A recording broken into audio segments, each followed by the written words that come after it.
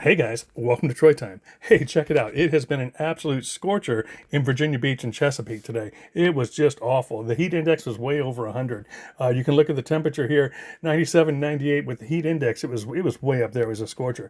But I'm still running hydroponic gardens in the background. Let me tell you what I'm doing to help with the heat. Okay, I'm using these HDX totes from Home Depot. These are the 27 quart ones.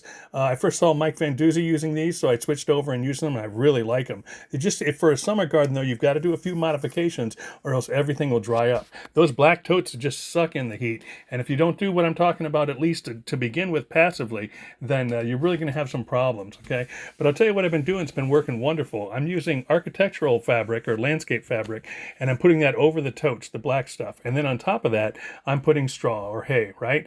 And what you do then is you wet it down, and it makes like a evaporative cooler. It's a lot like a zir pot, if you know what a zir pot is, and it's got a great effect, right? The physics of it just work really, really well. So we start with this regular tote, just like always, right?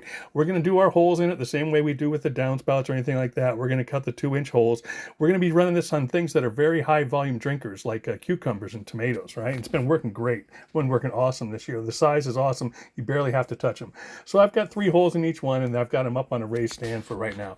So then what you want to do is you're just going to cover it with that landscape fabric.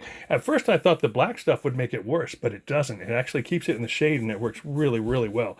You poke 3 holes where your other holes are in the lid, and then you're just going to fit that together with the pool noodles.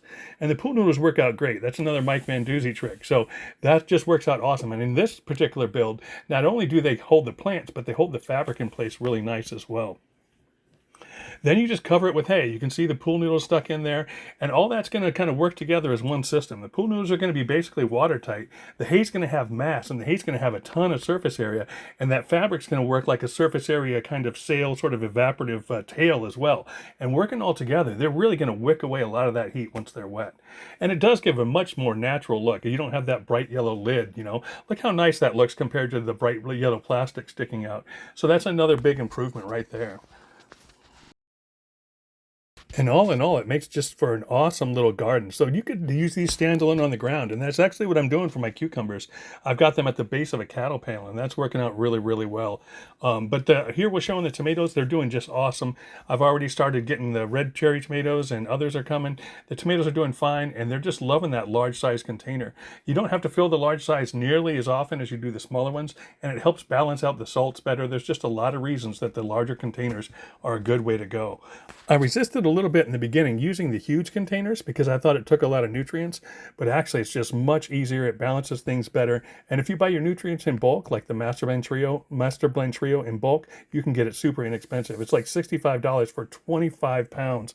If you don't want to spend that much on your own, I recommend going in with like 4 people, and you'll be set for a very long time. That's a great, great nutrient blend. You can get that on Amazon. So that's what I'm using. But all you have to do is you just water. You water the hay. Remember, it's watertight because of the pool noodles. And after you water the hay or the straw, then you're going to go and you're going to bathe right across the front of the landscape fabric.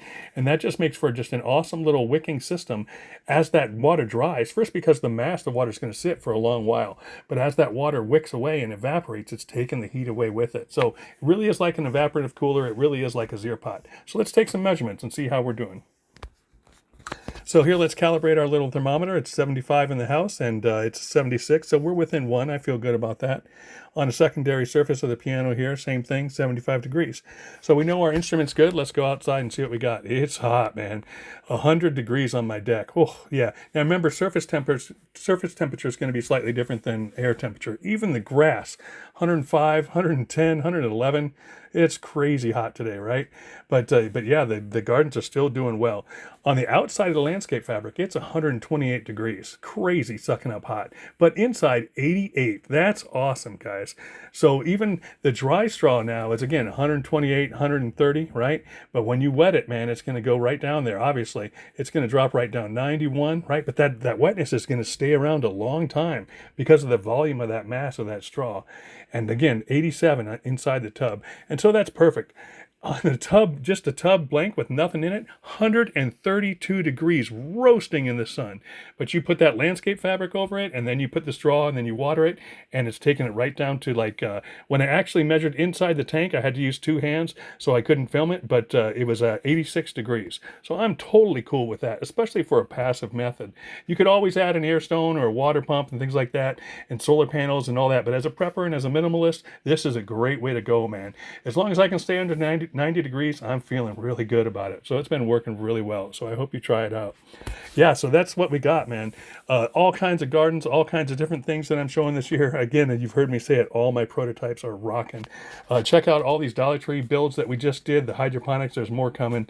There's more crate gardens coming. There's so many different types of gardens and hydroponics. Man, I'm just dying trying to get all these videos made, right? So much good stuff coming. We've got some other uses for these exact totes as well. You'll see that coming up soon as well this summer. So don't forget also, we just started a Facebook group.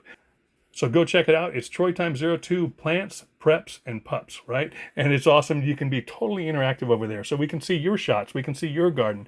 You can show us your dog. You can show us whatever you want to show us. Ask questions. You know, we're there to help and respond. And we'll just build a great community over there. So go subscribe to that Facebook group. TroyTime02 Plants, Preps, and Pups, right? In the meantime, don't forget to subscribe if you haven't to my channel here. Like this video, comment in the video so we can get these things spread out so lots of people can see them. Hey guys, this is Troy Time. I'm glad you're here. We'll talk to you again soon. I'm out.